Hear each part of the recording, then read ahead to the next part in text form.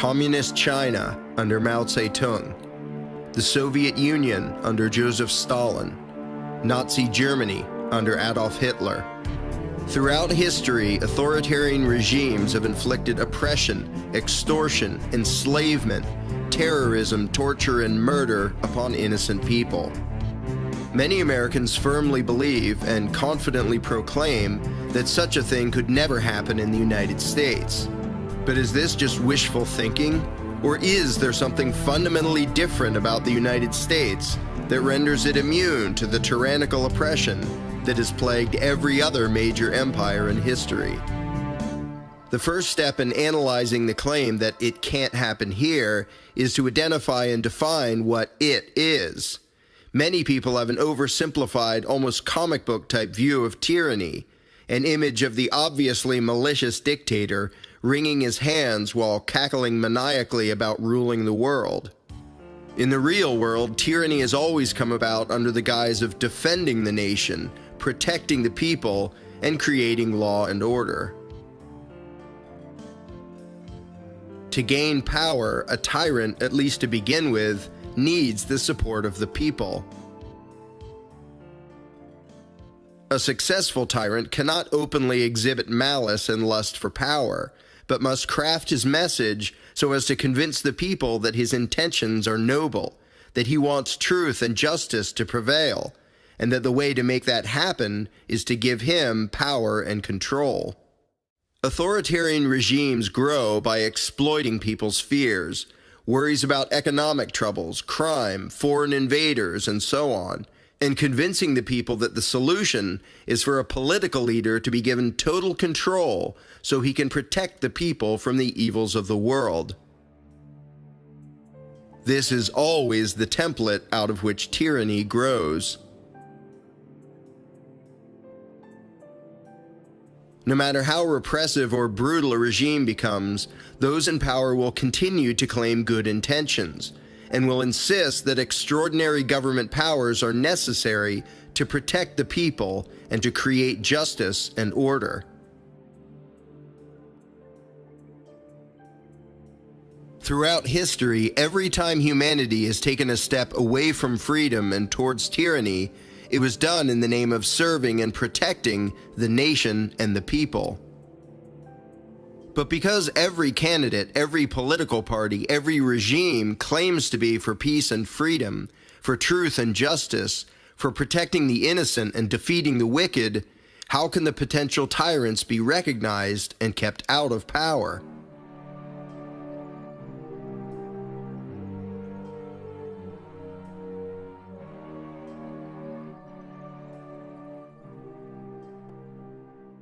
Every tyrant claims to have noble motives, insists that the people should trust him, and promises to use his power for good.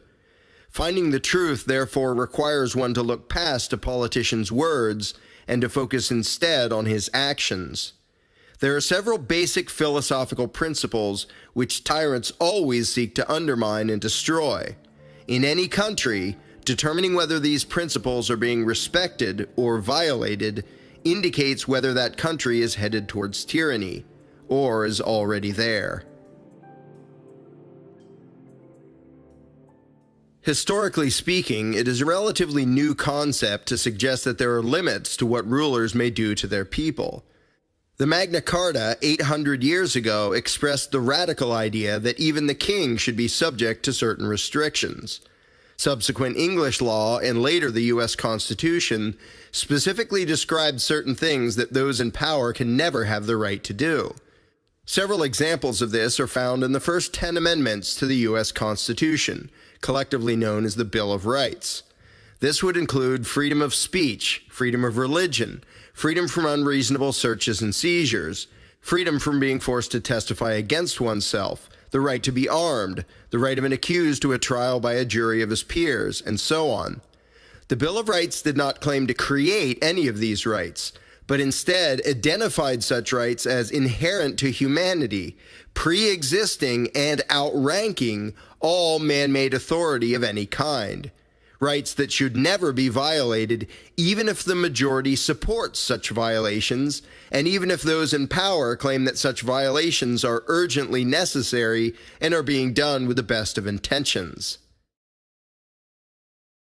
The authors of the Bill of Rights were well aware that once these principles are abandoned, the end result will always be unbridled tyranny. With that in mind, we will examine several of these fundamental principles to see where they have been respected and where they have been violated. The U.S. Constitution describes a very restricted, limited role for the federal government to play.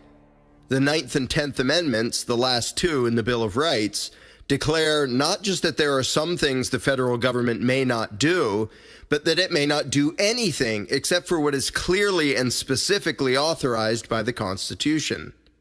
Congress was not intended to have the power to control, regulate, or prohibit whatever it wished, but to have power only over certain specific matters. Such a concept cannot be found in the founding documents of the notorious tyrannies in history.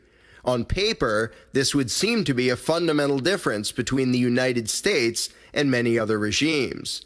But has that difference translated into reality? The federal law books today are full of thousands of pages of laws imposing taxation, regulation, and sometimes criminalization of matters which the Constitution never put under federal jurisdiction, including education, healthcare, food, retirement plans, caring for the poor, air travel, trains, cars, alcohol, tobacco, drugs, firearms, explosives, gambling, communications, employment practices, farming, wildlife, and all manner of production and manufacturing.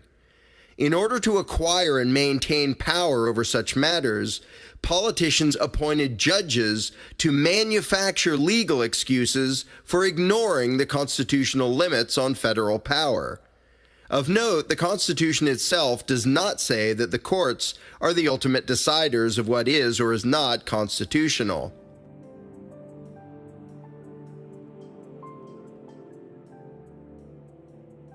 Nonetheless, shortly after the Constitution was written, the U.S. Supreme Court simply declared itself to be the ultimate judge of constitutionality. Since then, the federal courts have gradually whittled away at the concept of limited powers, fabricating justifications and rationalizations for violating the principle. One significant example occurred in 1942, when the Supreme Court ruled that Congress could regulate and control a farmer growing and consuming his own wheat on his own property under the Interstate Commerce Clause of the Constitution. The outrageous rationale was that the farmer growing and consuming his own wheat, though such activity is neither interstate nor is it commerce, might have an indirect impact on interstate commerce, because if the farmer had not grown his own wheat, he might have purchased wheat elsewhere, which might have traveled through interstate commerce if he had. And so, with the obvious premeditated intention of drastically expanding federal power, the court simply manufactured a new legal excuse for putting nearly everyone and everything under federal control. Recently, the Supreme Court fabricated another new legal principle out of thin air to allow President Obama to force citizens to purchase private health insurance. As a result, Congress can now not only tax, regulate, control, and forbid anything it pleases, but can even force citizens to spend their own money on certain products or services, bringing to an end even the flimsiest facade of a federal government of limited powers. Both major political parties have enacted legislation far beyond anything the Constitution ever authorized, while continuing to appoint judges who will give their blessing to such actions. And this has often occurred with public approval, by people more interested in the promise of being protected and taken care of than they are in the fundamental principles of freedom. Ultimately, the American politician and the American voter have cooperated to completely destroy one of the primary checks against tyranny. The next obstacle to tyranny to examine is the concept of due process, which dictates that when the state intends to take someone's property or freedom, It may not do so arbitrarily, but may do so only by way of the legislative process, providing individuals with an opportunity to challenge the claims and actions of the government at an open and fair hearing before a neutral judge. And in criminal cases, the government may not punish people based on mere accusations or suspicions, but must provide evidence sufficient to convince a jury of his peers beyond a reasonable doubt that the accused has violated the law. While the Fifth Amendment mentions the right to due process, merely having such words on paper does not necessarily mean the principle will be adhered to in the real world. Indeed, similar concepts contained in the constitutions of Red China and the Soviet Union failed to stop those authoritarian regimes from murdering millions of human beings without charges or trial. The Constitution of the Weimar Republic, the government of Germany preceding Hitler's rise to power, was very thorough regarding the concept of due process, saying, quote, "The rights of the individual are inviolable. Limitation or deprivation of individual liberty is admissible only if based on laws. Persons deprived of their liberty have to be notified at the next day on the latest by which authority and based on which reasons the deprivation of their liberty has been ordered. Immediately, they have to be given the opportunity to protest against the deprivation of liberty." Technically, the Weimar Constitution was still in effect during Nazi reign. However, Article 48 of that Constitution provided that, in cases of national emergency, the government could suspend nearly all civil rights, including the right to due process. The idea that a government may not do certain things unless it decides to give itself permission to, in the name of some emergency, obviously contradicts the concept of unalienable rights. And though the U.S. Constitution does not authorize anyone to suspend the principle of due process, the U.S. government has spent decades fabricating excuses for circumventing and undermining the principle. The violations are not so blatant and drastic as those committed by the Soviet, Chinese, and Nazi governments, but are still significant. For example, by way of asset seizure laws relating to drug prohibition, federal and state governments in the U.S. now directly confiscate all sorts of property, cash, cars, boats, houses, and so on, that is merely alleged to be related to profits from the drug trade, without a warrant or court order, and without having to prove anything. In some cases, simply possessing a large enough amount of cash is, by itself, grounds for government agents to steal it, without the need for any trial, charges, warrant, or even any reasonable suspicion of criminal activity. Then there is the concept of eminent domain, whereby the government can simply take private property for its own uses. The government is required to provide just compensation for private property it takes, with the government deciding what counts as just. And until recently, private property could only be taken for public use, meaning government purposes. That changed in 2005 when the Supreme Court proclaimed that governments could take private property from one person and give it to another based solely on the likelihood that doing so might create jobs and increase the government's tax revenues. Now, any government, federal, state, or local, can forcibly take any piece of property from one person and give it to another on the claim that doing so might help the economy. One of the most widespread violations of due process can be seen in the U.S. criminal justice system. In the vast majority of cases where an individual is accused of a crime in the United States, there is no trial, no jury, no public hearing, no proof of guilt, no evidence presented, and therefore no opportunity to challenge or rebut the evidence. This complete denial of the right to a fair public trial by a jury of one's peers is done via a procedure known as plea bargaining. In short, the accused is told that if he confesses, his punishment will be less harsh than if he demands a trial. When faced with the potential expense, embarrassment, fear, stress, and pain involved with being prosecuted by a government with virtually unlimited resources, even many innocent defendants confess, relieving those in power of having to prove guilt. Concepts such as innocent until proven guilty, having one's day in court, the state having the burden of proof, the proof needing to be beyond a reasonable doubt, and the right of the accused to not testify against himself are all destroyed by threatening and intimidating a defendant into accepting a relatively lenient punishment for a crime which may never have happened. The underlying message is a very old one. Confess, whether falsely or truthfully, and your suffering shall be reduced. To make matters worse, all defendants who submit to such threats are also required to sign a statement saying that they weren't coerced into confessing. Many countries, recognizing that plea bargains amount to forced confessions, prohibit the practice. But in the United States, it is how the vast majority of criminal accusations are settled, without evidence, without a trial, without the government ever proving anything. But the ultimate contempt for due process evolved relatively recently in the U.S., with the Bush and Obama administrations claiming the right to indefinitely detain individuals without trial or charges, meaning someone could be imprisoned for life without ever being formally accused of any wrongdoing, or even if he was charged, put on trial and found not guilty. Even more drastic than that is the policy, again condoned by the Bush and Obama administrations, saying that the president has the power to issue orders to kill individuals outright, foreigners and U.S. citizens, without warrant, trial, or charges. The result of all these policies is that, notwithstanding what the Fifth Amendment says about due process, the federal government can take the property, freedom, and life of any individual it chooses without any due process at all. Related to the concept of due process is the concept of the presumption of innocence, the idea that the government may not treat people like criminals, detaining, searching, interrogating, or punishing them unless and until there is specific evidence indicating that a crime has been committed.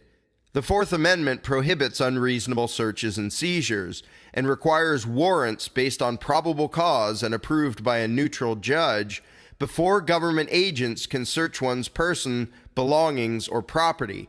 But again, the mere existence of words on paper does not by itself guarantee anything.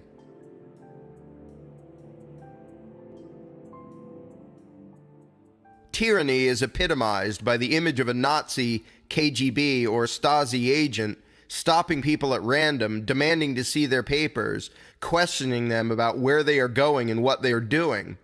In sharp contrast is the image of an American having the right to be left in peace, the right to remain silent, to refuse to answer questions, and to refuse to allow himself or his property to be searched without a warrant.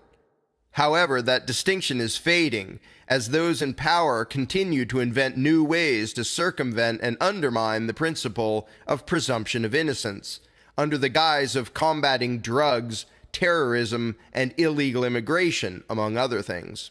For example, random traffic stops are now regularly performed at so-called border checkpoints that can be anywhere within 100 miles of the border. To stop drivers at random to ask if they are in the country illegally is, in principle, no different than stopping every driver to ask if he has robbed anyone, when there is no reason to suspect that he has. Because of the Fifth Amendment, even one who has committed a crime cannot be compelled to say so.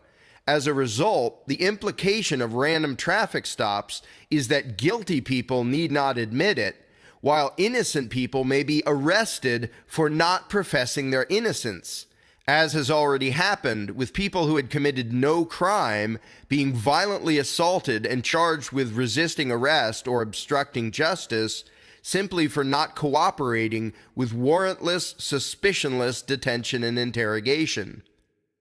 At so-called sobriety checkpoints, every car is stopped, briefly searched from the outside, and the driver is asked if he has been drinking. Because such stops are usually brief and minimally intrusive, and are done in the name of combating drunk driving, many people accept or even praise the practice, despite it being an obvious violation of the Fourth and Fifth Amendments. The mentality is that if it stops one drunk driver, then it is worth it.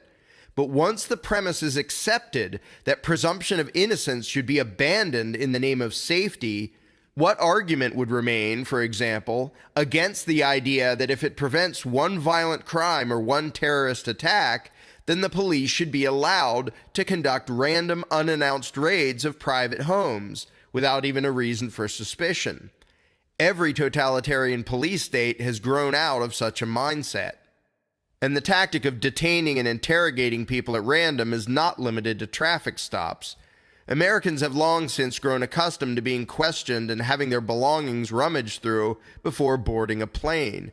But since 9/11, 2001, anyone who wants to fly must now be subjected to an electronic strip search or a thorough physical pat-down, which in many jurisdictions fits the legal definition of sexual assault. This is the natural progression of things once a fundamental principle is abandoned. Many Americans now blithely accept being treated like criminals in the name of safety and security, being detained, interrogated, and searched without any reason to believe they have done anything wrong. And this now occurs not just at airports, but in certain housing projects, in parts of New York with the new stop and frisk policy, on the Houston bus system, and elsewhere. The response has been mixed, with some praising the tyrannical practice as a good way to reduce crime, and others objecting to the obvious violations of privacy and civil rights. Whether such practices will continue and expand depends largely on whether the people will tolerate it, which in turn depends upon whether the people understand and care about the basic principles of liberty. Some Americans who are still aware of their rights, when stopped and confronted by the police without cause, refuse to consent to a search or questioning, and instead ask, "Am I free to go or am I being detained? And if I am being detained, what is your probable cause to suspect that I have committed a crime?" Even doing this, no matter how politely, often results in open hostility from the police and condemnation and insults from other Americans who view such actions as the behavior of a criminal and troublemaker. This demonstrates the growing rift between, on the one hand, those who have accepted the authoritarian attitude that one should, without question or hesitation, cooperate with whatever someone in a uniform tells them to do, and on the other hand, those Americans who still understand and respect the fundamental principles of individual liberty. The concept of presumption of innocence also implies a right to privacy regarding one's records and correspondence, one's papers, as the Fourth Amendment puts it. However, the way the federal income tax is currently applied destroys the financial privacy of Americans. Based on the claim that all income, all expenses, almost every type of financial transaction is relevant to determining an individual's income tax liability, the U.S. government claims the right to demand, by way of an IRS audit, almost every type of personal financial record imaginable, without a warrant and without even the accusation that the person has done anything wrong. And there are countless other ways in which presumption of innocence is being eroded. Warrantless spying on all sorts of communications, agents being allowed to write their own search warrants, rendering the entire concept of a warrant pointless, so-called sneak and peek searches and national security letters, the legality of which cannot be challenged because the ones being spied on are never told that it happened, and those who find out are threatened with imprisonment if they tell anyone else. In spite of the Fourth Amendment, today Americans are not secure in their persons, or their houses, or their papers, or their effects. The concept of presumption of innocence has been abandoned by both major political parties and by a large portion of the American public. One of the most classic signs of tyranny is when the people dare not publicly criticize their own government. But even the regimes which most violently crushed all dissent and criticism pretended to support freedom of speech.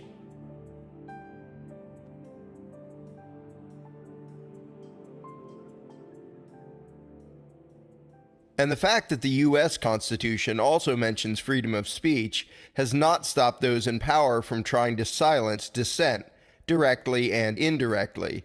Examples of direct censorship would include the Sedition Act of 1798, the forcible confiscation of newspapers and the arrest of news editors during the Civil War, and a second Sedition Act passed in 1918. But for the most part, those in power in the U.S. have had to rely on more subtle, indirect methods, dissuading people from speaking out using veiled or not so veiled threats, insults, or intimidation to create what the Supreme Court calls a chilling effect. This can take different forms, such as the government demanding that dissident groups hand over a list of their members, which was ruled unconstitutional in 1958, or federal agents monitoring certain individuals or groups, openly or covertly, based upon their political beliefs, or keeping lists of those critical of government and characterizing them as potential terrorists, or stopping and questioning people based on what their bumper stickers or t-shirts say. The goal of all such tactics is to use intimidation and harassment to discourage people from speaking their minds, or from associating with others who do. The recent demonization of all manner of groups, conservative and liberal, which have been critical of current government policies, and the herding of protesters into so-called free speech zones are further examples of indirect attempts to silence dissent. Another tactic that is not exactly censorship but has the same goal is those in power exerting undue influence over the media by giving preferential treatment and more access to news outlets sympathetic to the agenda of those in power, and using connections and influence to persuade news agencies to slant the news a certain way, or to downplay or simply ignore certain events and stories.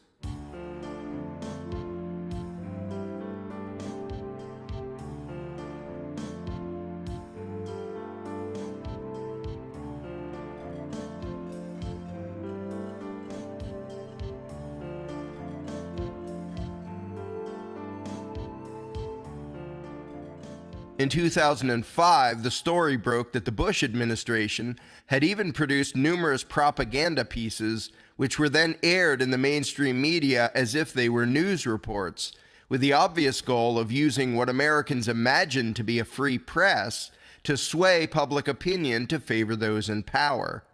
More recently, the federal government was caught having agents create numerous fake personas to use on social media websites in an attempt to discredit those critical of the government and create the appearance of a more pro-government public opinion. Such tactics are used to weaken dissenting opinions by drowning them out with government-created pro-authoritarian messages, posing as news reports or the thoughtful opinions of concerned citizens.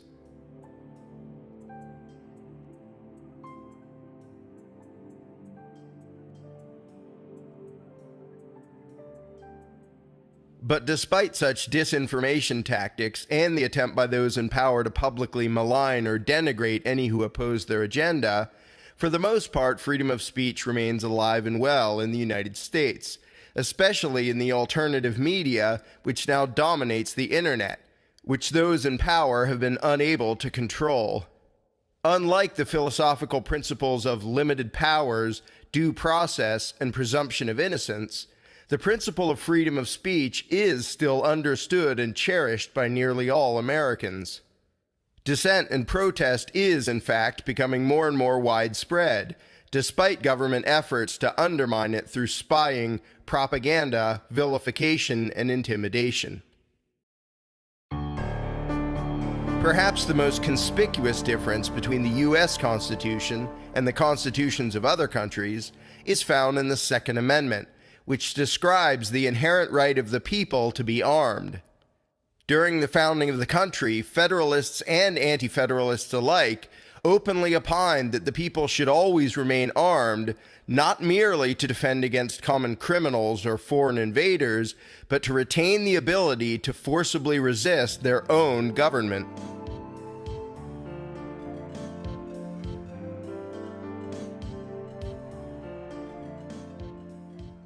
An armed populace is essential to the idea that the people have the right and duty to alter or abolish any government that has become destructive of individual liberties, as the Declaration of Independence says. In contrast, the constitutions of many tyrannical regimes have claimed that all political power belongs to the people, but never gave any teeth to that idea by allowing the people themselves to remain armed.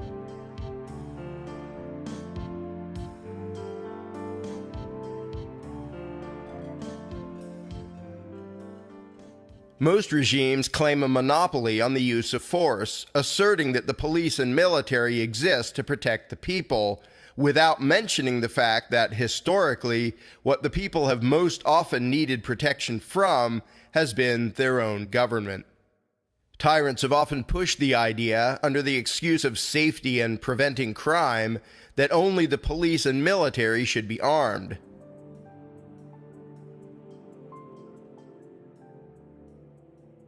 In retrospect, their motivation becomes clear.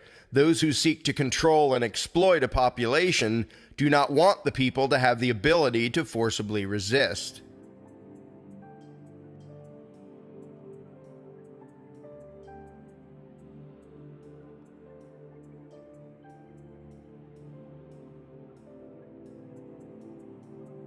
For decades, some American politicians have exhibited a similar attitude.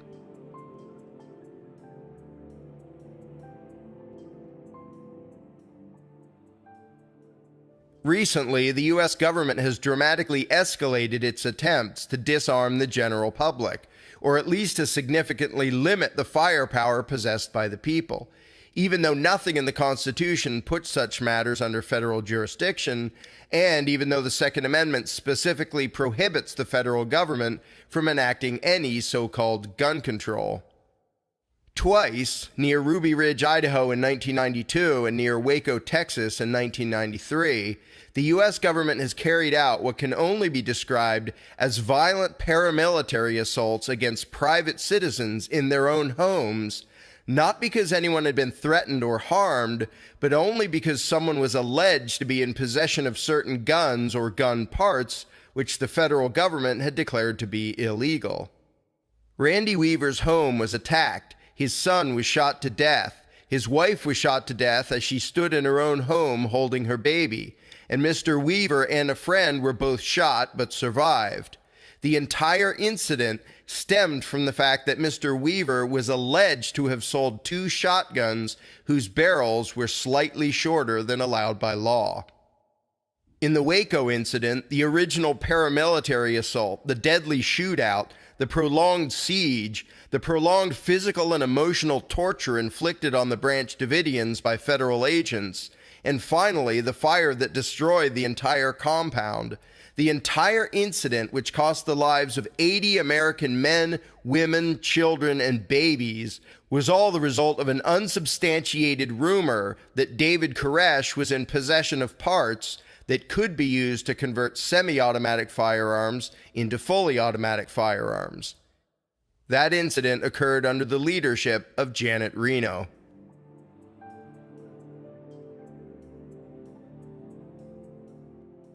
With some exceptions, in the U.S., private ownership of fully automatic machine guns and various explosives has been illegal for many decades. For the past 20 years, some have been trying to ban even semi-automatic military-style rifles and the high-capacity magazines for such weapons. Not only has disarming the general public been shown to increase crime, but these particular types of weapons have never been used in more than a tiny percentage of crime, yet they receive most of the attention of those in government pushing for gun control. Perhaps because such weapons, while not at all ideal for the common criminal due to being unwieldy, expensive, and difficult to conceal, are ideal for resisting an authoritarian police force or standing army.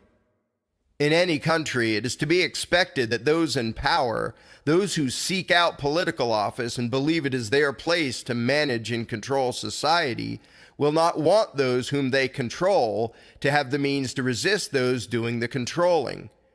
Of course, those in power always claim that their motive for disarming their subjects is to preserve law and order and keep the people safe.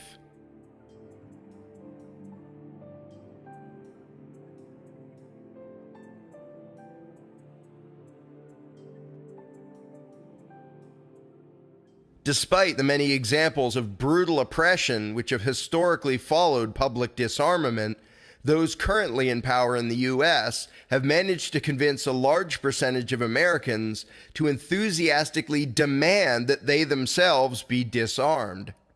Most Americans simply cannot imagine that their own government has any intention of violently dominating and controlling the people, just as the people of China, Russia, and Germany no doubt couldn't imagine it. However, in addition to the recent all-out push for so-called gun control, the U.S. Department of Homeland Security recently ordered over 1.5 billion rounds of ammunition, which comes to 5 bullets for every man, woman, and child in the country, purchased by an agency that is not involved in international war, but is purely about domestic law enforcement. One does not buy such a quantity of ammunition, much of it hollow point designed to do maximum damage to the human body, unless one is planning for a large-scale armed conflict. Add to that the gradual militarization of many local and state police forces, several thousand armored vehicles ordered by Homeland Security, and, perhaps most shockingly, the admission by the top law enforcement official in the country under the Obama administration that he believes that it would be both legal and justifiable not just to kill foreigners abroad, not just to kill U.S. citizens abroad, as has already occurred, but to kill U.S. citizens on U.S. soil without charge or trial if the president decides they are a threat to government. In recent years, various flyers and memos from state and federal law enforcement agencies have surfaced showing what those in power consider to be signs that someone might be a threat. Things such as asking for the legal authority for a traffic stop, making frequent references to the Constitution or constitutional rights, concerns about loss of liberty and expanding government power, and particularly concerns about violations of the right of the people to keep and bear arms. In other words, anyone who is aware of the fundamental principles which prevent tyranny and who is concerned about the violation of those principles is, in the eyes of some in power, a potential terrorist. If at any point any group of Americans decides to resist any one of the numerous infringements on their unalienable rights going on today, as the Declaration of Independence says is their right and duty, the government can simply declare the resistors to be enemy combatants, which, according to those now in power, would justify murdering the resistors outright without charges and without a trial. Under every tyrannical regime, every new violation of civil rights was committed in the name of law. Any who disobeyed were deemed criminals, and any who forcibly resisted were called rebels, insurgents, or terrorists. Using this template, tyrants have inflicted one act of aggression after another against the people, and then violently crushed any opposition or resistance that arose in the name of enforcing the law, preventing crime, and keeping order. Every law, every regulation, every policy of every government is imposed upon the people via armed enforcers. So when those in power seek to legislatively violate the fundamental principles of individual liberty, in the end, the only real guard against tyranny is the ability of the people to forcibly resist their own government. In 1776 and today, that ability relies mainly upon one thing: firearms. Despite decades of trying, U.S. politicians have, so far, failed to disarm the American people. Even the recent full-blown nationwide campaign of emotionalism and fear-mongering designed to scare the people into tolerating or even demanding public disarmament has only resulted in record numbers of firearm and ammunition sales. Those who seek dominion over others always claim that they need the power in order to protect and serve the people. Indeed, the most horrific examples of man's inhumanity to man have been done in the name of the people and the common good.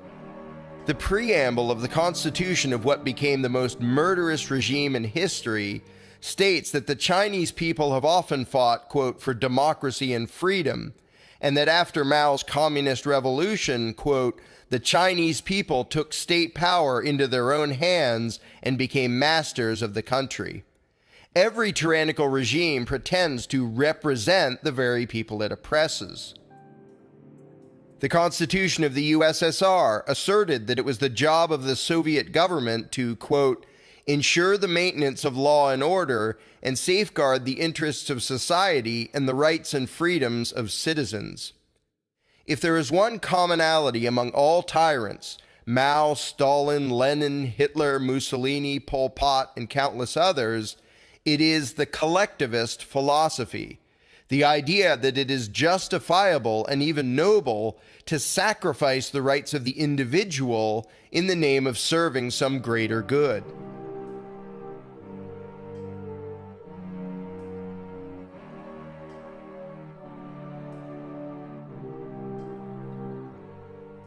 All successful tyrants, whether politically categorized as far right or far left, built their regimes on the notion that if some authoritarian master plan benefits society as a whole, then the ends justify the means, and individual rights can and should be ignored.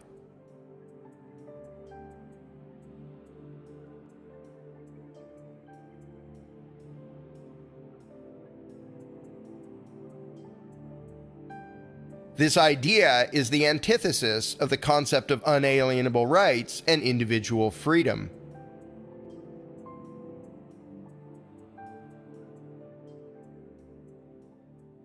Collectivism, whether it takes the form of communism, socialism, nationalism, fascism, or even democracy, has been used over and over again as the excuse for violent oppression.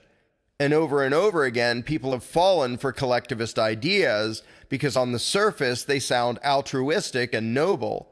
An individual can feel good about giving up some of what is his to benefit his neighbor, his community, or his country, to be part of something greater than himself. But there is a fundamental difference between, on the one hand, someone voluntarily choosing to help his fellow man and to cooperate for mutual benefit, and on the other hand, having the state force individuals into doing whatever those in power say is for the common good. The former is the basis of a civil society. The latter is always the basis for tyranny.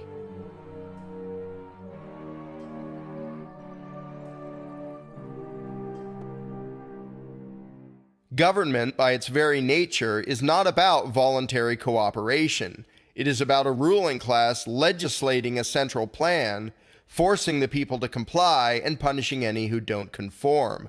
But tyrants have learned that the best way to trick someone into tolerating his own subjugation is to convince him that it will somehow benefit his fellow man, or society as a whole. Every tyrant uses this lie to exploit the compassion and virtues of the common people in order to enslave them in the name of the common good. At the founding of the United States, there was a fundamentally different idea, the idea that the only legitimate purpose of government is to protect and defend the rights of individuals.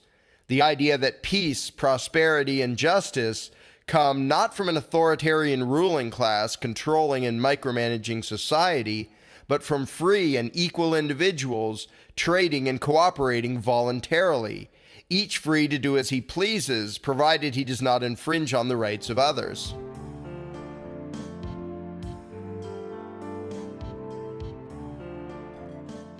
In fact, all of the principles which prevent tyranny are merely extensions of the idea that every human being has a right to live, to be free, and to pursue his own happiness in whatever way he sees fit, and that the good of society is best served by recognizing and respecting the human rights of every individual.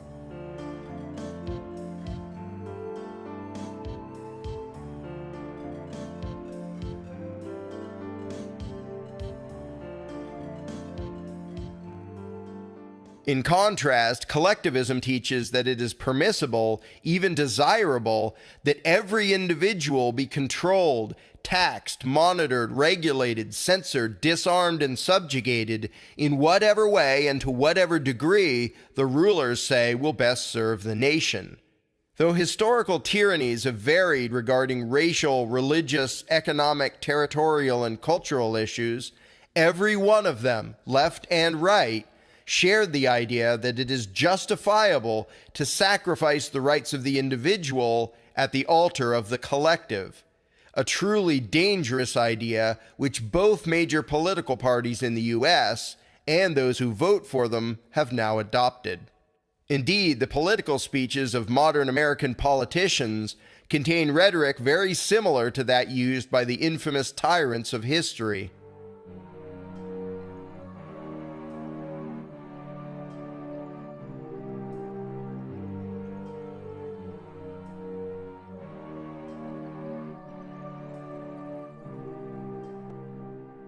To a large degree, America has abandoned the idea of unalienable rights and individual liberty, and has embraced instead the philosophy of tyrants, collectivism.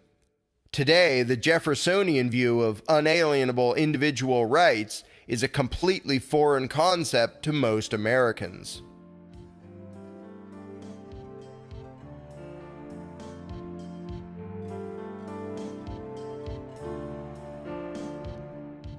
And history shows that once the people themselves have forsaken the primary philosophical principle which prevents tyranny, freedom and justice will not long survive. Every tyrant tells his subjects that if they will just give up their freedom in favor of authoritarian power, then he can protect them from all the dangers and uncertainties of life, including economic troubles, crime, and especially foreign enemies. One tyrant after another has inflicted drastic injustice and hardship on his own people in the name of protecting them against some evil outside threat, whether that threat was genuine or exaggerated or simply made up. The blind nationalism and tolerance of domestic surveillance and oppression, which comes from being at war, has enabled many tyrants to get away with extreme brutality.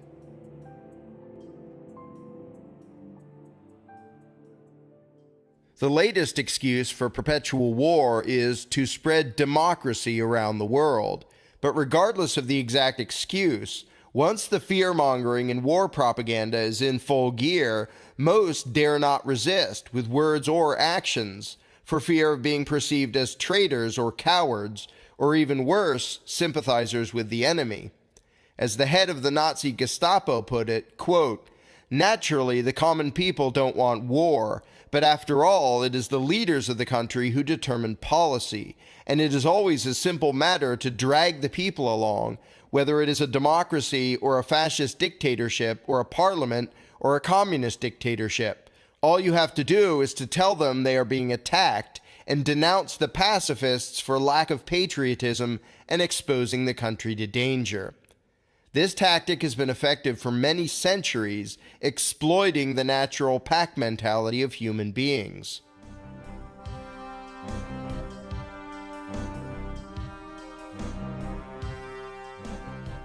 The us versus them mentality has always been an effective tool for tyrants in duping the people into showing blind loyalty to their political masters and tolerating all manner of injustice and oppression from their own government.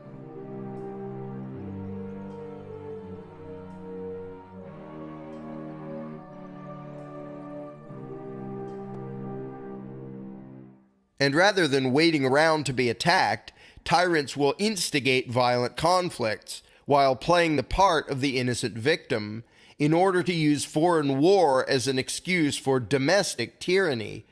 Even Plato described this tactic 2,000 years ago.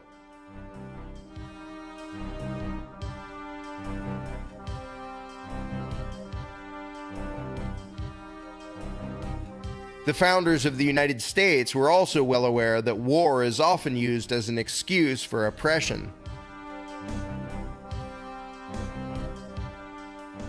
Often, tyrants have used propaganda and false flag operations to start a war as an excuse to claim more power for themselves.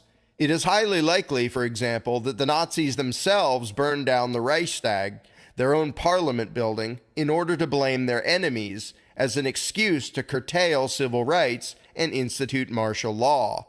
They also carried out Operation Himmler, in which Nazi agents staged elaborate events to appear as attacks on Germany by Poland, immediately after which Hitler invaded Poland, claiming it was an act of defense. saying he would fight, quote, until the safety of the Reich and its rights are secured. Every warmonger knows that to win public support, he must play the part of reluctant fighter, who goes to war only when absolutely necessary in order to defend truth and justice from foreign evildoers.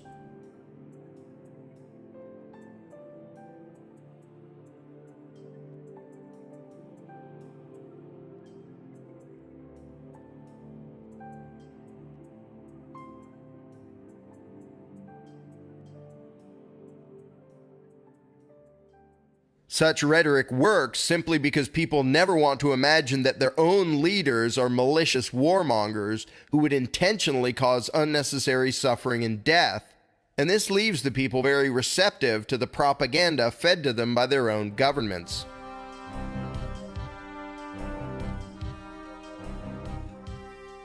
Recently declassified documents show that under the presidency of John F. Kennedy, the entire Joint Chiefs of Staff approved a series of covert military actions, collectively known as Operation Northwoods, whereby the U.S. government would stage fake terrorist actions, including on U.S. soil, and blame Fidel Castro for the events in order to win public support for a military invasion of Cuba.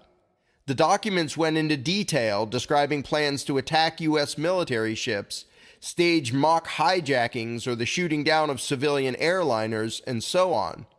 While this particular operation was not carried out, the documents give a clear view of the deceptive warmongering mentality of some of the highest officials in the United States military and government, who plan to commit false flag terrorist actions in order to deceive the American public into demanding war. While the documents clearly proving this are publicly available, few Americans know about it, and the mainstream American media has given the matter only brief mention, allowing most Americans to comfortably but mistakenly assume that their government would never engage in the types of deception, propaganda, emotional manipulation, false flag terrorism, and warmongering that so many other regimes have been known to engage in. So how are people to tell the difference between honest leaders fighting against real threats and would-be tyrants using deception and public fear to empower themselves and enslave the people? The answer is quite simple. If those in power seek to preserve the fundamental principles of liberty, they can probably be trusted. But if their solution is to sacrifice and violate those principles, then they are tyrants, no matter what excuses or rationalizations they try to hide behind.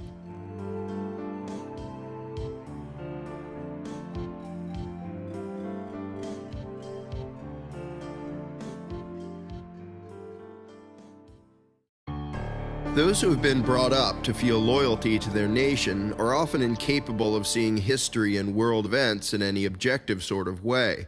For example, most Americans view the prolonged bombing of London by the German Luftwaffe during World War II, with its 40,000 civilian deaths, as a cowardly, heinous atrocity, but view the nuclear annihilation of Nagasaki and Hiroshima by the U.S. military as righteous acts of defense, despite the latter killing 4 times as many civilians as the former, and about 70 times the number killed on 9/11/2001. The victors write the history books, and every empire reports events in the light most favorable to itself. Facts or events that do not serve the positive image of the regime are downplayed, distorted, or simply ignored. Few Americans are aware of the horrible devastation, with over 20,000 civilians killed, from the tactically pointless firebombing of Dresden in 1945 by U.S. and British air forces, or the firebombing of Tokyo in the same year, which killed upwards of 100,000 civilians. In every country, children are taught that their nation is great and noble, and that their leaders are courageous and virtuous. State propaganda always seeks to muddle together the concepts of love of one's country on the one hand, and blind loyalty to the nation's ruling class on the other. This tends to make the people passive, subservient, and easily controlled by those in power, and makes people use an extreme double standard when judging the morality of government actions. During the Vietnam War, Americans who spoke out against sending young men off to fight and die, and even those who protested outright atrocities committed by U.S. troops, such as occurred at My Lai, were often accused by other Americans of hating America, as if the noble and patriotic thing to do during a time of national conflict is to turn a blind eye to any evil done by one's own countrymen. As a more recent example of the nationalistic love it or leave it mentality, many Americans view Bradley Manning as a traitor for leaking evidence of U.S. troops committing murder. And when images surfaced of American soldiers openly delighting in the torturing and suffering of helpless prisoners, and when the details of the torture committed at the behest of the U.S. government in the Extraordinary Rendition program became widely known, many Americans, in government and out, downplayed the findings or tried to justify and excuse them. Almost without fail, those same Americans vehemently condemn as barbaric and unforgivable torture committed by other regimes. People around the world have, all too often, shown more loyalty to a particular flag than to morality and justice. Nationalistic bias can also be seen in the fact that all American schoolchildren have heard the name Adolf Hitler and associate it with evil and tyranny, but many know nothing about Mao Zedong or Joseph Stalin, each of whom headed regimes which murdered far more people than Hitler's Third Reich. The difference is that the U.S. government had open alliances, military or economic, with Mao and Stalin, but not with Hitler. Even though Stalin was an ally of Hitler at the start of World War II, after he later switched sides, the American media and the U.S. government began characterizing the second worst mass murderer in history as Uncle Joe Stalin, because it didn't serve those in Washington to have the American people seeing their new ally as the murderous dictator he was, or knowing about the heinous atrocities committed by his armies. Likewise, despite the British Empire's long history of widespread brutal imperialism in India, parts of Africa, and elsewhere, including in the American colonies, most Americans have been taught to have a generally positive view of England, simply because maintaining the image that one's own government is noble and virtuous requires maintaining the belief that the allies of one's government are noble and virtuous. Nationalistic bias can be seen regarding domestic oppression as well. Despite the countless cases of American police being caught lying under oath, planting evidence, intimidating, harassing, threatening, assaulting, and sometimes even murdering unarmed civilians, and despite the fact that whenever this happens, other police officers and departments invariably attempt to downplay, cover up, or even excuse such abuses, many Americans still believe that American law enforcement is on the side of freedom and justice, except for a few bad apples. No matter how many instances of police brutality and corruption come to light, many Americans insist on believing that those are the exception rather than the rule. Yet when they see similar behavior from police forces in other countries, they have no problem recognizing it as oppression. What Americans imagine to be the freest country on earth has the highest incarceration rate in the world, with well over 2 million individuals currently caged, most of them for victimless crimes, a number far higher even than are imprisoned in communist China, despite China having a total population over 4 times that of the U.S. Americans tend to view the killing of unarmed protesters in Tiananmen Square in 1989 as typical and representative of the nature of the Chinese government, but view the killing of 4 unarmed student protesters at Kent State in 1970 by the Ohio National Guard as an unfortunate fluke. They may view the execution of the members of the White Rose, a German group concerned with the growing tyranny of the Nazi government, as a sign of a truly oppressive regime, while viewing the armed paramilitary assault and slaughter of the Branch Davidians, a group concerned with the growing tyranny of the U.S. government, as a regrettable error in judgment. Even more dramatically, many of the same Americans who recognize and righteously condemn the forced eviction and mass murder of the Jews by the Third Reich say little or nothing about the forced eviction and mass murder of the American Indians by the U.S. government. While this has finally begun to change, for many years in America, one example of racial genocide was solemnly remembered as the low point in human history, while the other was romanticized and glorified in books and movies, and even by little children playing cowboys and Indians. The point is not that all authoritarian atrocities and injustices have been the same in scale or severity. The point is that one's nationality tends to make one more likely to forgive and forget evils perpetrated by those wearing his flag, and more likely to condemn and remember the evils committed under other flags.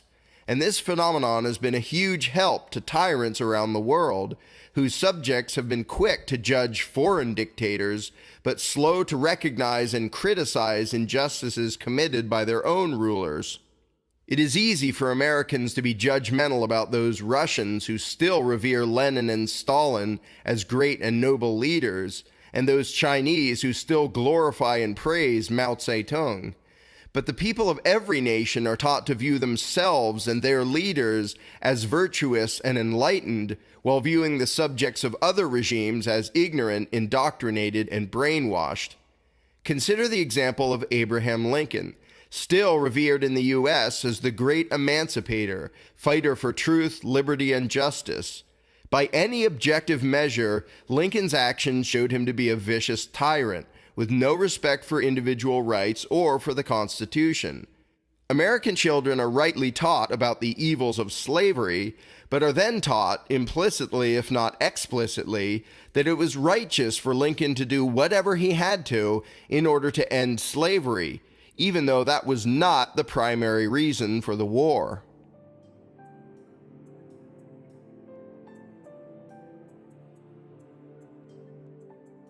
Tyrants throughout history have used the narrow, simplistic, good guys versus bad guys mindset to imply that if one's enemy is evil, then whatever one has to do to fight that enemy must be justified. And in the name of saving the Union, Lincoln violated every fundamental principle of liberty and justice. Not only does nothing in the Constitution authorize the use of military might to forcibly prevent states from leaving the Union, but where military force is to be used, it is Congress, not the President, empowered by the Constitution to declare war, which never happened during the Civil War. Furthermore, under the Constitution, only Congress may appropriate funds for military actions. President Lincoln simply stole the funds to carry out his own dictatorial military occupation of the states which sought only to peacefully secede and become independent. Instead of allowing that, Lincoln single-handedly started a war that killed over 600,000 Americans, more than died in World War I, World War II, and Vietnam combined. The Civil War was also the first time that the federal government used military conscription, forcing tens of thousands of men to kill or die for the Union. The Confederacy did likewise, triggering much criticism and resistance. It is ironic that Lincoln is now known as the man who ended involuntary servitude, even though he forcibly conscripted and enslaved thousands of individuals, not to pick cotton, but to engage in mortal combat, and in many cases to suffer and die. This set the precedent that the government may enslave people as unwilling mercenaries whenever it wishes, which it has done on several occasions since then, a practice as antithetical to individual liberty as any could possibly be.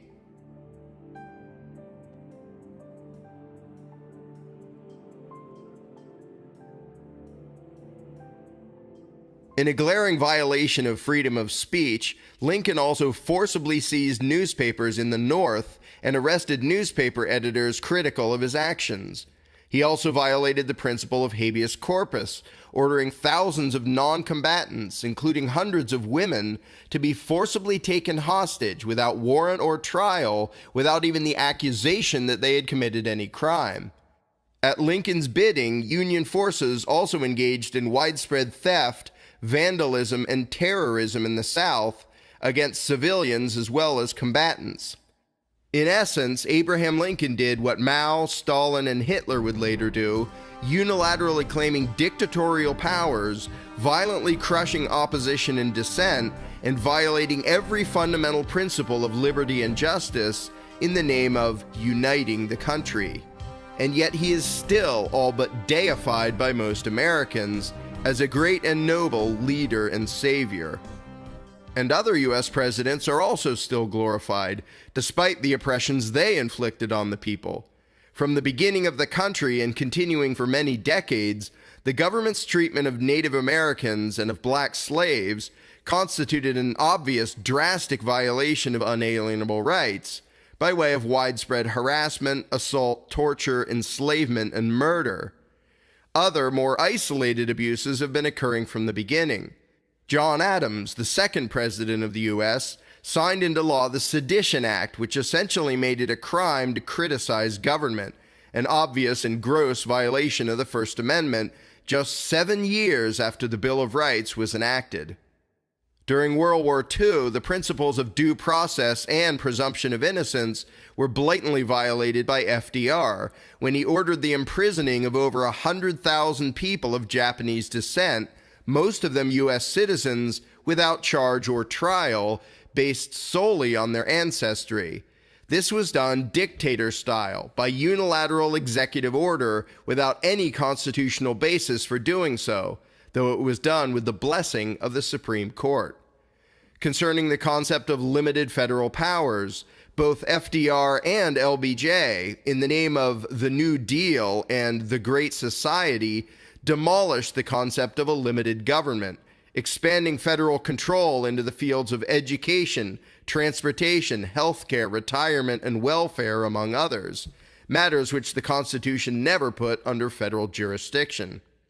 Indeed, the presidents who have done the most to destroy the principles of liberty are the ones most usually praised and adored today, and seen as great progressive leaders. As a result, nearly all of the principles described in the Bill of Rights are now violated every day in every state in the Union. Concerning the right of the people to be armed, perhaps the most glaring violation occurred relatively recently, when in New Orleans, in the wake of Hurricane Katrina, police and military went door to door, forcibly disarming innocent civilians without warrant, without probable cause, without anything in the Constitution authorizing such actions. Despite all of these examples and countless others that could be given, Americans still refer to the U.S. as a free country. All evidence to the contrary, no matter how overt or appalling, is usually dismissed either under the excuse that those were just isolated, unfortunate exceptions, or even more commonly under the excuse that other regimes have been even more vicious and brutal. While quite true, resorting to such an argument amounts to conceding that America is not free, while arguing it should nonetheless be unconditionally praised and never characterized as oppressive or tyrannical, based solely on the fact that other empires have been worse. In this way, legitimate objection and dissent is squelched through shaming or intimidation by other Americans who believe that pointing out genuine injustice and tyranny in one's own country is unpatriotic, if not traitorous.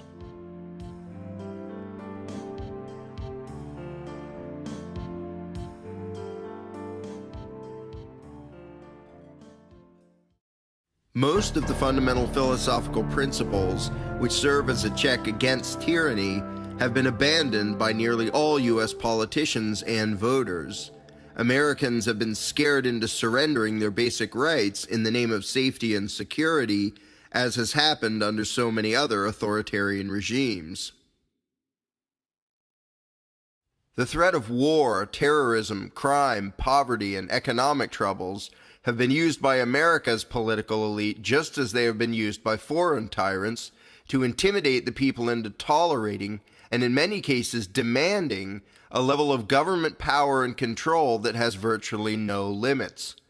Many Americans now openly beg for government control of nearly everything without even realizing it, because they have grown ignorant and have become convinced that more power for the rulers means more security for the people, the lie on which all tyrannies are based. Being unaware of the fundamental principles of freedom and their importance, most Americans have willingly, eagerly given them up to whatever politician promised to protect them and take care of them.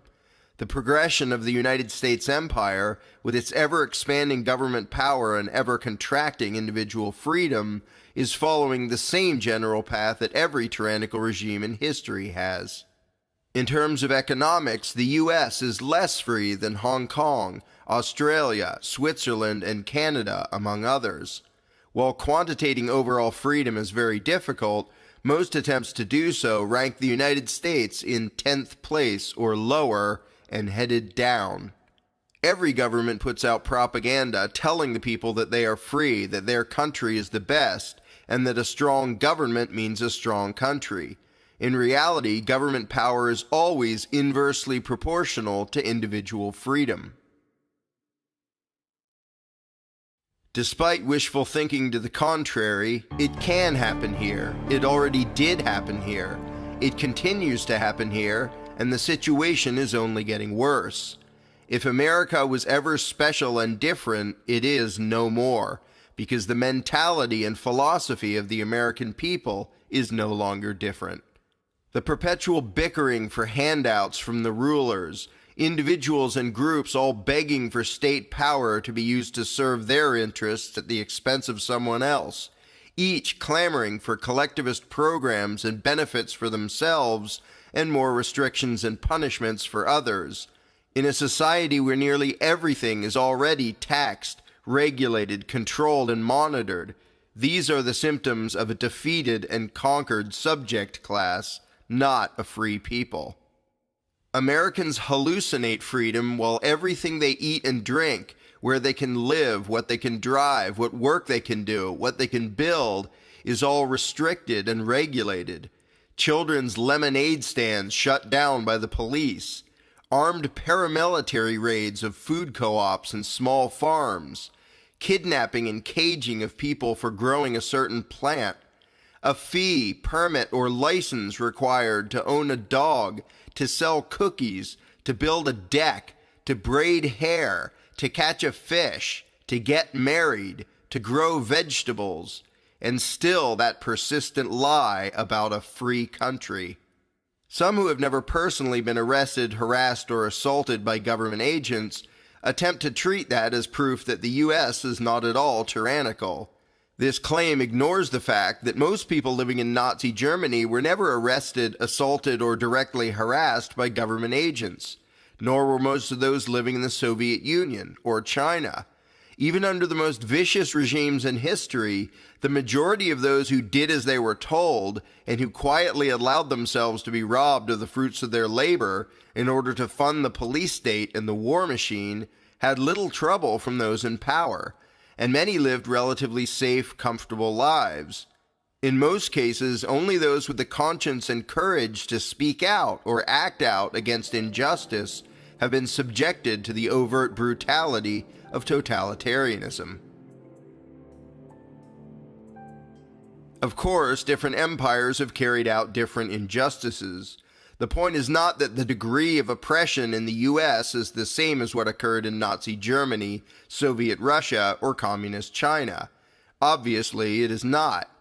The point is that, regardless of the precise scale and level of brutality, a regime which can forcibly control all manner of choices and behaviors, which can secretly spy on its citizens without warrants, which imprisons millions for victimless crimes, a regime whose police can stop, detain, search, interrogate, cage, assault, even murder people without even any suspicion of criminal activity, and get away with it, whether that is done to 10 people or 10 million, that is tyranny. And once the precedent has been set that such actions are tolerated by the people, that those who perpetrate such acts are rewarded instead of punished, that there is no recourse against such injustice via the legal system, then it is inevitable that such actions will increase in frequency and severity.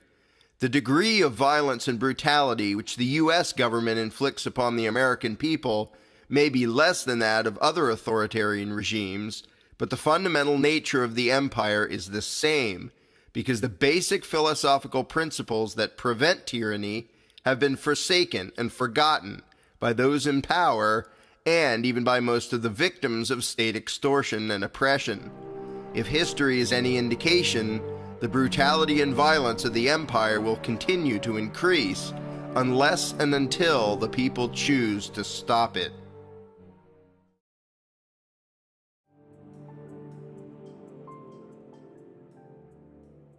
The United States has followed the same pattern as many nations, starting with relative freedom, growing economically, then having the government getting more powerful in military might around the world, and in the ability to exploit and control its own people, with ever-increasing taxation and regulation.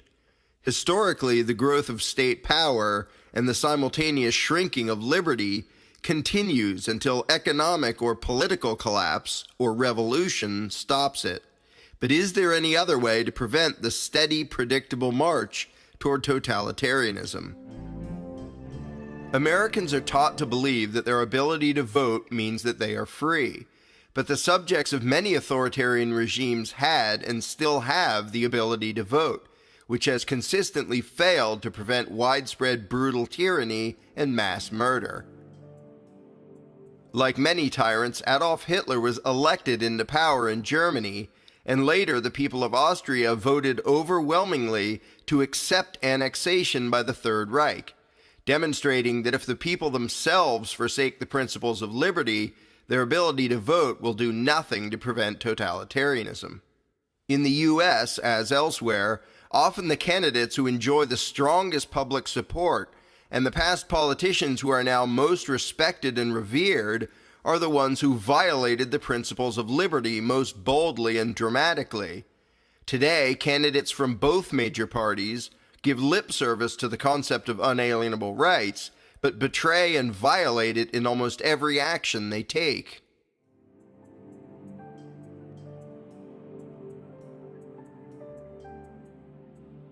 Americans may scoff at the facade of democracy that existed in the Soviet Union because the right to vote is obviously meaningless when there's only one party on the ballot. However, being given the choice between two candidates, neither of whom has any respect for the principles which prevent tyranny, may strengthen the facade that elections matter, but still renders the ability to vote a useless tool against totalitarianism.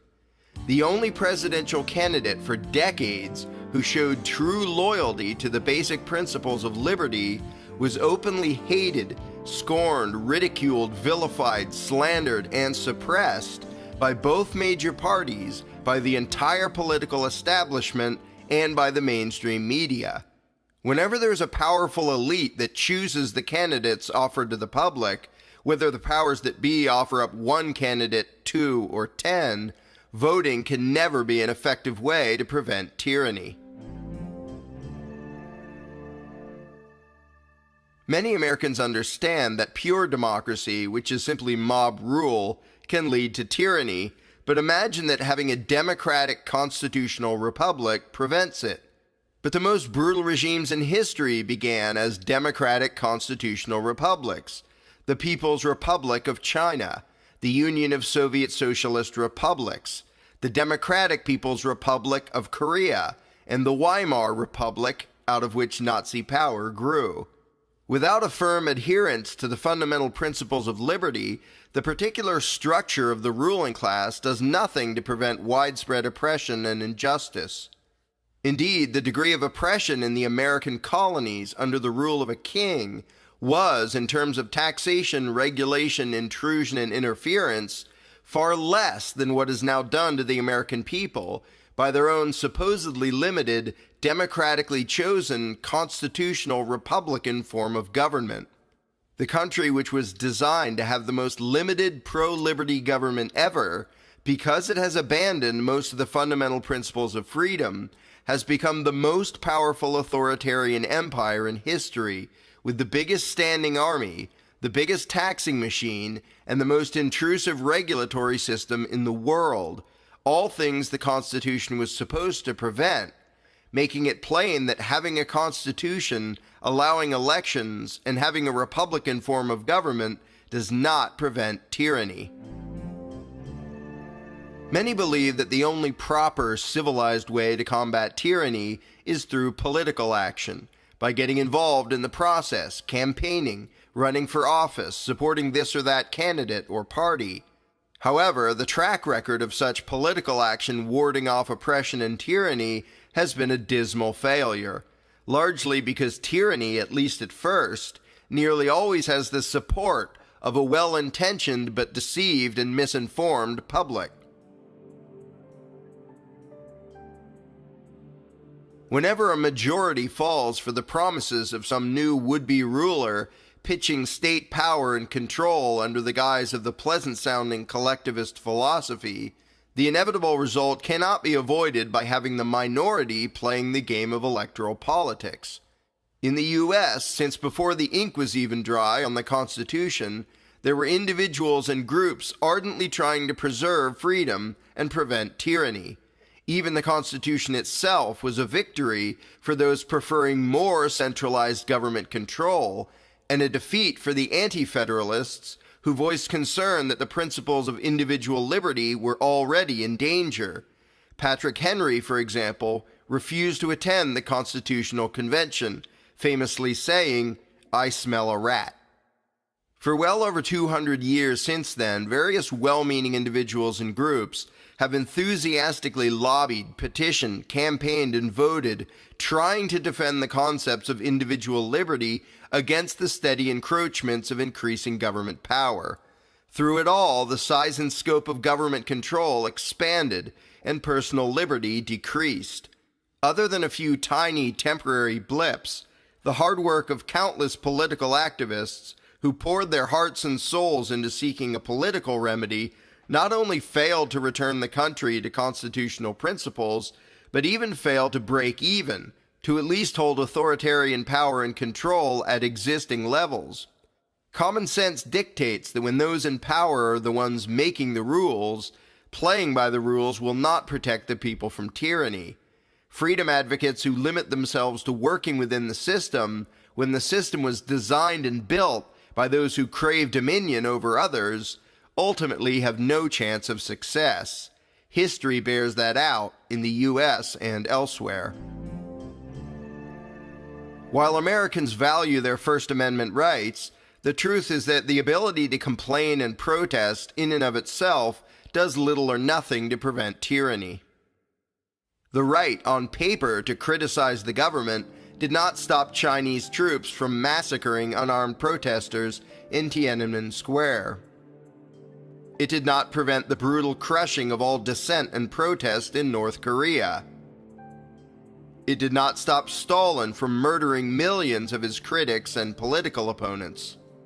Whenever there is a contest between the words of dissenters and the guns of government enforcers, tyranny wins and freedom loses. Elections, political action, petitions, and protests are all tactics designed to try to persuade those in power to change their ways, to alter their laws. All such tactics, everything that can be done within the realm of politics, amounts to asking nicely for those with power to show mercy and restraint, and to grant their legislative permission for the people to be free. But tyrants have never been swayed by polite requests for justice and mercy. Indeed, through all of history, little or nothing has been accomplished by those who have begged for justice and appealed to the consciences of those in power. Even those making the most well-reasoned, heartfelt pleas were, at best, simply ignored, and at worst, murdered. No tyrannical regime has ever been ended by people politely asking for justice. In short, the only thing that has ever prevented tyranny has been outright disobedience and resistance.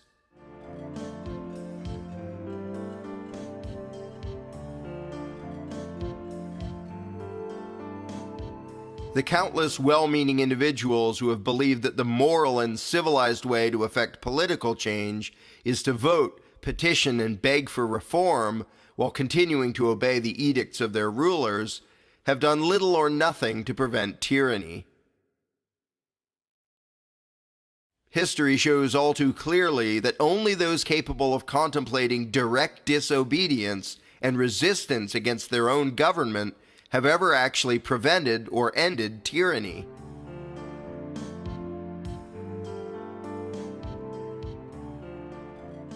The resistance may be non-violent, as in the case of the movement led by Gandhi in India, or it may be violent, as in the case of the American Revolution. And the methods of disobedience and resistance may vary. For example, the injustice of legally enforced slavery in the United States was undone largely by the Underground Railroad and by jurors refusing to convict defendants prosecuted under fugitive slave laws. But ultimately, because any injustice can be enacted as law, the only thing that has ever prevented tyranny, or even slowed it down significantly, is a people willing to disobey those who wear the label of authority. The subjects of every authoritarian empire are taught that if one disagrees with the law or believes the government's actions to be unjust, the proper civilized response is to obey authority and comply with the law, while humbly asking those in power to change the law. But such an attitude is in direct opposition to the sentiment expressed in the Declaration of Independence, that when any government becomes a violator rather than a protector of individual liberty, the people have the right and the duty to alter or abolish that government. Despite the pride many people feel at being law-abiding citizens, the truth is that only those willing to directly combat injustices done in the name of authority and law have ever been an impediment to the would-be tyrants of the world.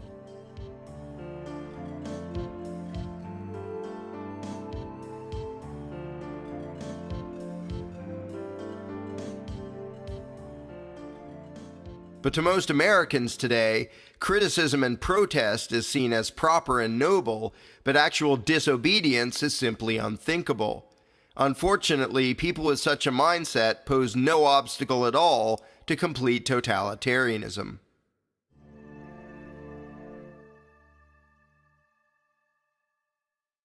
Some hope for liberty and some spirit of resistance is now coming from a seemingly unlikely source: government enforcers. A number of U.S. soldiers and law enforcers have pledged not to participate in disarming the American people, in detaining people without charges, or in other violations of individual rights. Members of the U.S. military all pledge an oath not to serve the politicians, but to protect and defend the Constitution from all enemies, foreign and domestic. Recently, more and more men and women in uniform have been taking that oath seriously. Needless to say, the quickest and least destructive way for a tyrannical agenda to be ended is for the government's own enforcers to refuse to inflict injustice upon the people. But if that does not occur, if the state's enforcers will follow orders without question, then freedom will only survive if the people have not only the will to disobey, but the means to forcibly resist state aggression. Because every government uses force against the disobedient, that leaves the people with only 4 choices: submit and obey, be caged or killed, run and hide, or forcibly resist. The last of which can be done successfully only if the people possess the weaponry needed to combat the violence of the state. It was with that in mind that the Second Amendment was penned.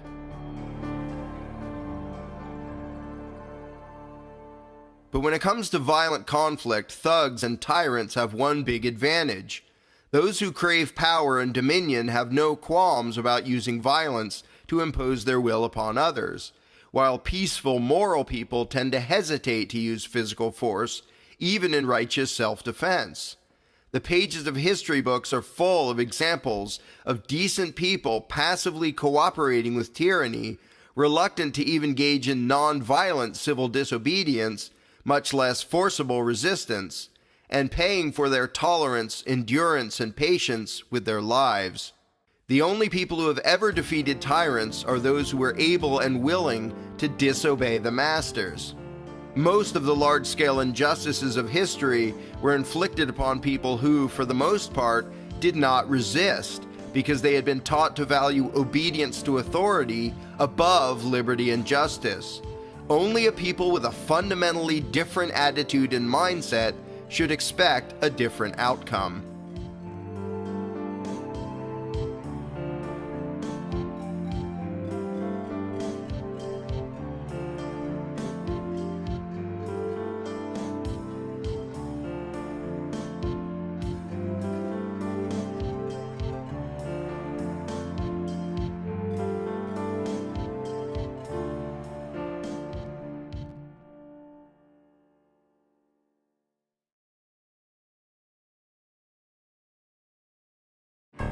As much as some people want to believe in American exceptionalism, want to believe that the US is the freest country on earth, and want to believe that tyranny could never happen here, the facts tell a very different story. The very principles and ideas that prevent tyranny have long since been abandoned and are now ridiculed and hated by nearly everyone in power and by nearly all American voters. Tyranny cannot be forced on a people that understands and believes in individual liberty. Instead, in almost every case, tyranny has been enacted with the blessing and support of the people. Tyrants who rise to power usually do so surrounded by cheering, excited, adoring masses, not because people are malicious or evil, but simply because they are ignorant of history and ignorant of philosophy, and as a result, easily seduced by the empty promises of authoritarian collectivism. Modern Americans are no different. Imagining themselves to be thinking and informed, they are following the same path that so many other empires have followed, the path to subservience, oppression, and ruin. And usually those who follow that path do not see the path they are on until they reach its end. Avoiding that fate cannot be accomplished by tinkering around the edges of a fundamentally authoritarian, collectivist regime. Even most voters recognize that all they are doing is trying to choose the lesser of two evils, yet they dare not do anything else, because the spirit of resistance, the love of real freedom, the respect for unalienable rights has been trained out of the hearts and minds of most Americans. Relative comfort and prosperity has rendered most Americans passive and docile, unwilling and unable to risk what they have to actively resist the injustices they see, when they see them at all.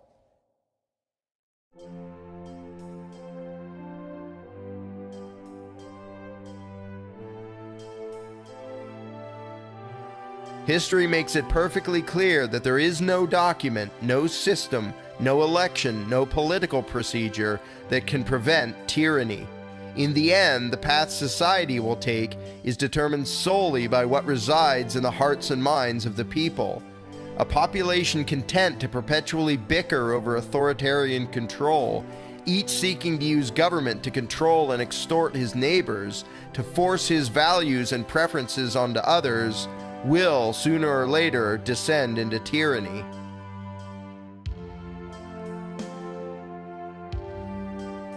Only a population which understands and loves the concepts of self-ownership and self-determination, only a population that yearns for a world of equals, interacting voluntarily, with no masters and no slaves, with an unflinching and uncompromising loyalty to the principle of individual liberty, can ever know true peace, justice, and freedom.